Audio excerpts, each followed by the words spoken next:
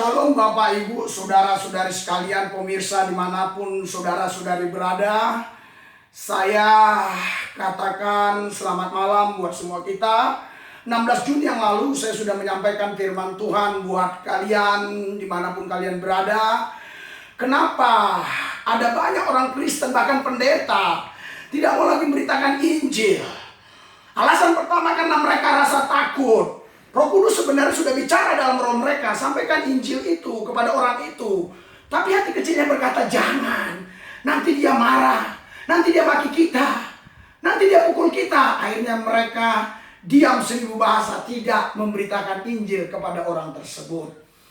Di tanggal 19 Juni saya sudah sampaikan kendala yang kedua. Kenapa banyak orang Kristen dan juga pendeta tidak lagi memberitakan Injil? Karena mereka rasa malu. Paulus berkata jangan malu menyaksikan nama Tuhan. Seringkali Roh Kudus sudah suruh kita memberitakan Injil, tapi kita berkata, oh kita minoritas, nanti dikatakan kita sok suci, kita malu. Udahlah, gak usah lah, lebih bagus diam.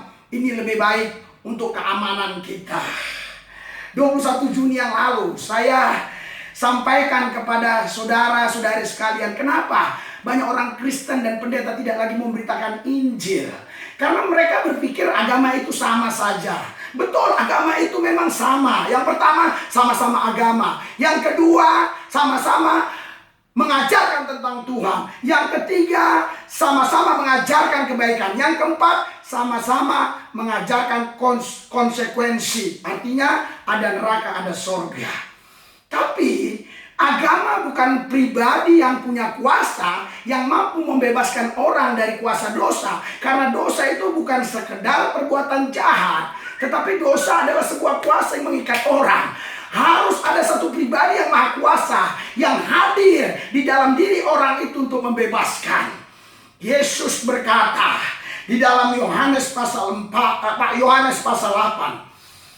ayat 36, bila anak itu datang memerdekakan, maka orang itu benar-benar merdeka. Sekarang alasan yang keempat, kenapa masih banyak orang yang tidak mau memberitakan Injil. Bahkan kadang pendeta pun sudah malas memberitakan Injil. Alasan yang keempat, karena mereka tidak percaya kalau mereka diutus. Alkitab berkata di dalam Roma 10 ayat 14 sampai 15. Tetapi bagaimana mereka dapat berseru kepadanya jika mereka tidak percaya kepada Dia? Bagaimana mereka dapat percaya kepada Dia jika mereka tidak mendengar tentang Dia, tentang Yesus? Bagaimana mereka mendengar tentang Yesus jika tidak ada yang memberitakannya? Ayat 15.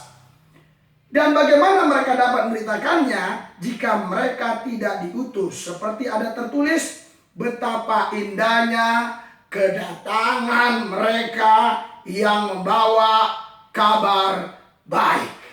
Jadi semua orang percaya yang sudah hidup di dalam Yesus, mereka adalah utusan Tuhan di muka bumi ini yang untuk menyampaikan Injil keselamatan dari Yesus Kristus. Karena Yesus tidak mengendaki satu orang pun binasa. Yesus mengendaki semua orang menerima keselamatan daripadanya. Sebab itu dia berkata, barang siapa percaya kepadaku tidak binasa, melainkan memperoleh hidup yang kekal. Yesus berkata, akulah jalan, kebenaran dan hidup. Tidak ada seorang pun yang sampai ke Bapa Sorgawi kalau tidak melalui aku. Jadi seringkali orang Kristen dan pendeta merasa dirinya tidak diutus. Kenapa? Tuhan perlu mengutus kita. Alasan pertama, supaya ada legalitasnya. Saya mau kasih contoh sederhana. Seandainya Anda dipanggil Jokowi Widodo, Presiden Republik Indonesia, ke istana, dan Anda diutus untuk menyampaikan suara Indonesia kepada bangsa Amerika atau bangsa yang lain. Anda punya legalitas. Istilah dalam bahasa yang kita kenal namanya duta. Setiap negara yang ada hubungan diplomatik dengan Indonesia, pasti Indonesia punya kedutaan di sana. Ada utusan dari Indonesia di sana. Sadarkah Anda yang sudah percaya Yesus, Anda adalah dutanya Kristus, utusan Yesus di bumi ini untuk memberitakan keselamatannya? Jadi alasan yang pertama kenapa dia harus mengutus, supaya ada legalitas. Legalitas ini ada berkaitan dengan kuasa. Karena firman Tuhan berkata di 1 Korintus pasal yang keempat ayat 20, kerajaan Allah bukan terdiri dari perkataan tapi dari kuasa. Banyak orang sok-sok beritakan Injil tapi tidak ada kuasanya. Saya mau kasih tahu kepada saudara, Mujer Situmorang atau Ustadz Mujer Situmorang selalu memberitakan Injil Yesus Kristus, tapi gak ada kuasanya. Dia gak diutus Yesus, gak ada legalitasnya dari Yesus, karena dia gak percaya kalau Yesus itu adalah Tuhan. Bagaimana mungkin dia bisa membicarakan dan menyampaikan tentang Injil Yesus Kristus sementara dia tidak percaya Yesus itu adalah Tuhan. Jadi Tuhan mengutus kita supaya kita punya legalitas sah di alam roh, sehingga setan, iblis, dan roh jahat, kuasa gelap semuanya tidak ada yang berani mengganggu kita.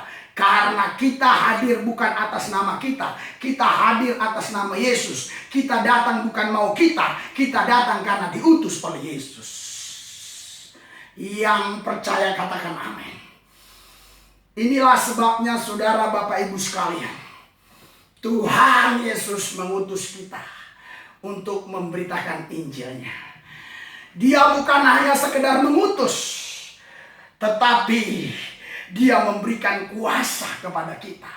Karena Alkitab bilang, saudaraku yang saya kasih dalam Tuhan Yesus, di dalam haleluya Matius pasal 10 ayat yang ke-16. Lihat, aku mengutus kamu seperti domba ke tengah-tengah serigala. Sebab itu hendaklah kamu cerdik seperti ular dan tulus seperti merpati. Jadi Bapak Ibu sekalian, Alkitab menjelaskan kita diibaratkan domba yang berhadapan dengan serigala. Domba tentu tidak akan pernah menang dengan serigala. Karena itu kita diberi kuasa. Kuasa untuk apa? Kuasa untuk cerdik seperti ular. Kuasa untuk apa? Tulus. Kita tidak berperang dengan kekuatan kita, tapi Tuhan yang di pihak kita. Alkitab bilang, Roma 8 ayat 31, kalau Allah di pihak kita, siapa yang dapat lawan kita? Ayat yang ke-32, anak yang sangat dikasihinya saja dia berikan untuk kita, apalagi yang lainnya dia pasti kasih untuk kita. Apa itu? Perlindungan.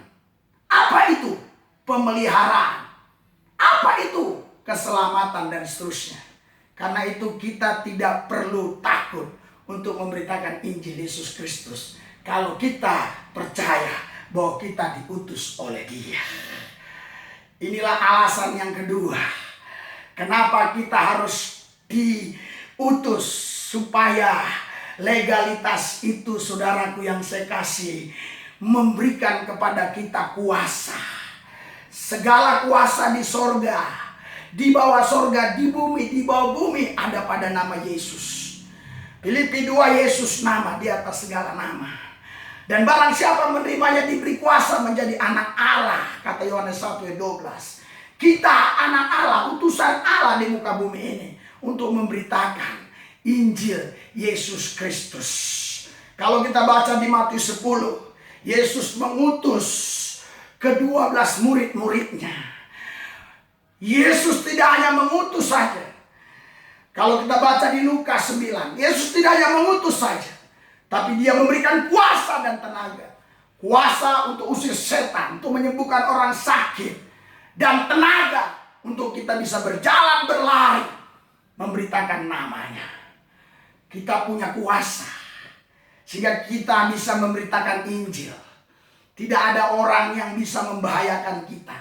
Tidak ada orang yang bisa mencelakakan kita.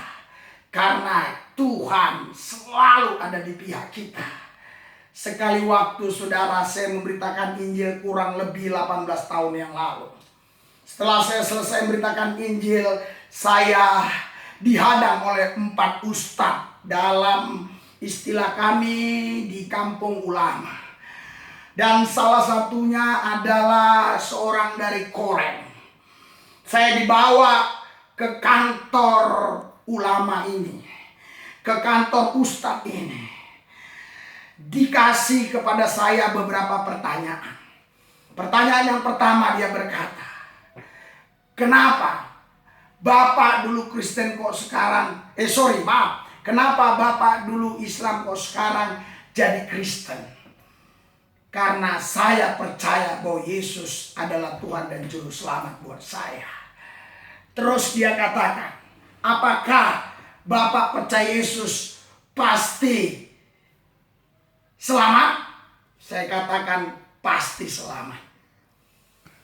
Terus dia katakan, kalau kami ini orang Muslim, kami lihat di bawah ada tape recorder. 18 tahun yang lalu seingat saya, jarang sekali orang punya handphone. Mungkin belum ada handphone waktu itu. Saya tahu saya sedang direkam. Jadi setiap pembicaraan saya direkam oleh mereka. Bapak Ibu sekalian, Tuhan mengajari saya. Saya berkata bisa masuk surga. Mereka wajahnya senang. Tapi maaf Pak, bukan surganya Yesus Kristus. Surga yang diajarkan oleh Muhammad yang adalah Nabi Bapak. Jadi surganya Allah SWT. Bukan surganya Yesus Pak. Apa bedanya? Di surga Yesus kami tidak disambut 72 bidadari Pak. Jadi beda Pak. Kami surga Yesus. Bapak bisa masuk surga, tapi surga yang dijanjikan oleh ajaran Islam itu sendiri. Terus dia bertanya yang kedua. Dia katakan, jadi kalau Bapak mau masuk surga harus beramal dulu. Enggak. Karena saya sudah diselamatkan, makanya saya beramal. Bukan beramal untuk diselamatkan. Enak dong Bapak. Jalan tol, betul Pak, saya lewat jalan tol. Gampang amat. Kalau ada yang gampang, kenapa yang sulit? Haleluya. Tapi gampang bukan gampangan. Murah bukan murahan. Dia tanya yang berikutnya. Di Alkitab kan babi itu dilarang. Khususnya itu di perjanjian lama semua. Tapi kenapa ke orang Kristen mau makan babi? Saya katakan saya tidak makan babi. Oh begitu? Iya. Oh gitu? Iya, saya katakan. Jadi kenapa yang Kristen lain makan babi? Saya nggak tahu Pak. Tanya sama mereka. Dia katakan, kenapa babi itu haram? Saya tidak jawab secara teologi, saya jawab secara sederhana. Karena Alkitab bilang, kalau kita menjawab orang yang bodoh, jawab aja dengan cara bodoh. Saya katakan waktu itu Pak, Musa lagi ada Pak di tengah padang belantara. Dia melihat babi begitu banyak, kawin sana sini, kawin. Dia langsung katakan, babi ini haram. Jadi Musa mengharamkan babi karena sifat babi yang suka kawin. Langsung 4 ustadz ini wajahnya agak berubah melihat saya. Tapi mereka nggak bisa buat apa-apa. Alkitab bilang, saudara, jangan kamu takut kalau kamu diperhadapkan kepada pemuka agama. Jangan kamu berpikir-pikir apa nanti yang harus kamu bicarakan. Jangan. Kenapa? Pada saat itu juga Roh Kudus akan memberitahukan apa yang harus kita bicarakan. Apa yang harus kita jawab kepada mereka. Puji Tuhan, saya dilepaskan. Dan saya terus memberitakan Injil sampai sekarang. Saya tidak pernah mundur untuk memberitakan Injil Yesus Kristus. Saya tidak pernah takut memberitakan Injil Yesus Kristus. Bahkan anak-anak saya, saudara, kalau saya ajak makan di warung Padang, saya berdoa pelan, anak saya marah. Kenapa Pak doanya pelan? Kenapa nggak kuat-kuat? Kalau anak saya makan di warung Padang seperti kemarin. Diajak oleh seseorang. Ya, dia ada usahanya, kami diajak makan di restoran. Anak saya Daniel disuruh doa. Dia doa kencang-kencang, saudara. Dia doa kencang-kencang. Tuhan Yesus, selamatkan orang-orang ini. Supaya mereka percaya Yesus. Makanan minuman kuduskan. Haleluya. Bapak Ibu sekalian, kita ini warga negara Republik Indonesia. Kita dilindungi oleh konstitusi. Kita dilindungi oleh undang-undang negara. Haleluya. Kita nggak salah berdoa di mana-mana saja. Tapi kenapa kadang kalau sudah jadi pejabat, asal ditanya, kenapa Pak Bapak bisa sukses dalam menjalankan tugas ini? Ini karena yang di atas. Anda tahu yang di atas? Yang di atas ini pelapon. Habis pelapon genteng, habis genteng langit. Kenapa nggak terus terang aja? Ini karena Tuhan Yesus. Saya kenal beberapa orang itu. Saya nggak perlu sebut namanya. Hari ini saya mau beritahu buat saudara.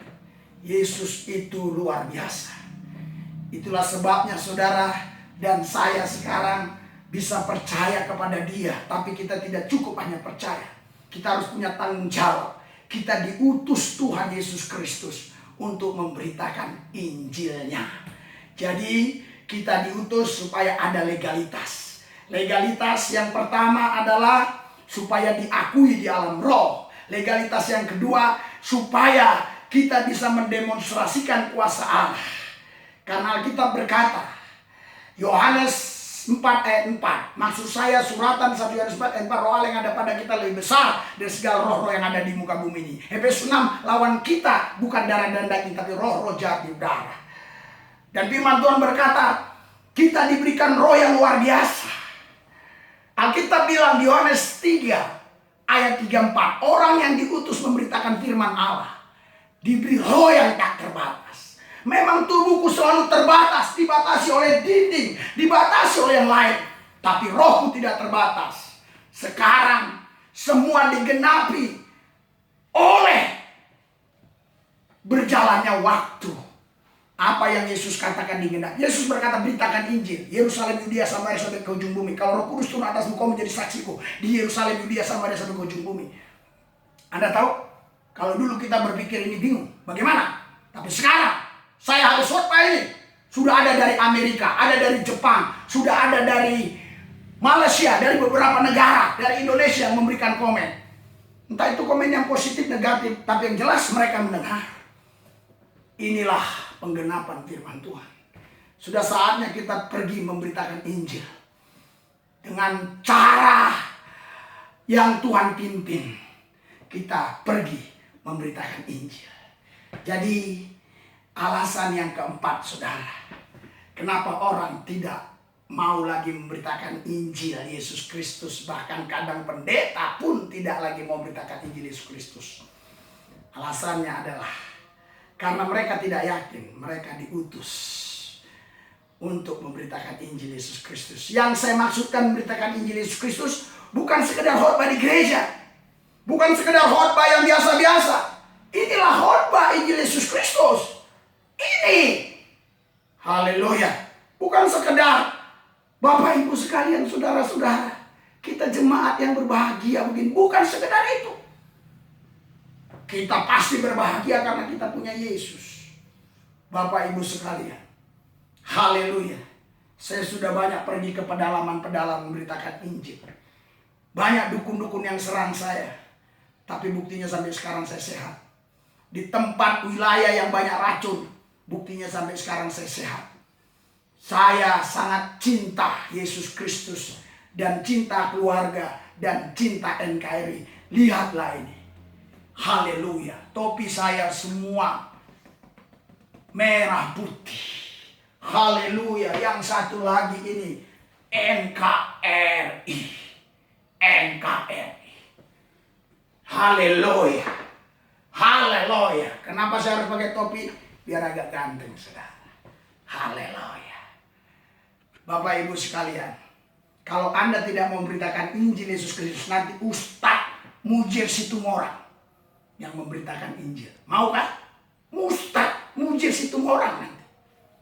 Kalau Ustadz Ujian Situm orang yang memberitakan Injil nanti lain yang dia sampaikan. Nggak sama dengan yang saya sampaikan. Walaupun Alkitabnya mungkin ayatnya dicomot sama. Oleh sebab itu mari kita beritakan Injil Yesus Kristus. Bagi Bapak Ibu sekalian, saudara-saudari yang belakangan ini pingin memberitakan Injil tapi nggak kesampaian. Mungkin kepada keluarga, mungkin kepada teman-teman. Dan juga mungkin dulu Anda suka memberitakan Injil, tapi sekarang Anda sudah suam, letih, letoy, loyo. Rohnya nggak bergairah, bergolak, berkobar, nggak menyala-nyala, nggak menyambar lagi rohnya. Akhirnya aku mau berdoa buat saudara. Taruh tangan kirimu di dada, tangan kananmu ke atas. Aku percaya urapan spesial, urapan baru, urapan double porsi kami terima darimu Roh Kudus. Kuasa kerajaan Tuhan menguasai kami, yang mendorong kami untuk berani memberitakan Injil, bukan hanya dengan pengetahuan tetapi dengan kuasa. Kuasa yang Roh Kudus berikan kepada kami, kami akan gunakan mendemonstrasikan Injil Yesus Kristus supaya setiap lutut bertelut, semua lidah mengaku Yesus Kristus adalah Tuhan. Bapak, Ibu, Saudara sekalian semuanya, ikuti doa saya. Tuhan Yesus, saya percaya, saya diutus oleh-Mu untuk memberitakan Injil Yesus Kristus. Supaya lewat hidup saya, lewat ucapan saya, banyak jiwa-jiwa dimenangkan bagi Tuhan. Saya percaya, urapan baru, urapan spesial, urapan double porsi Tuhan berikan, hikmat Allah Tuhan berikan, pewahyuan Tuhan berikan. Terima kasih Bapak. Dalam Yesus saya percaya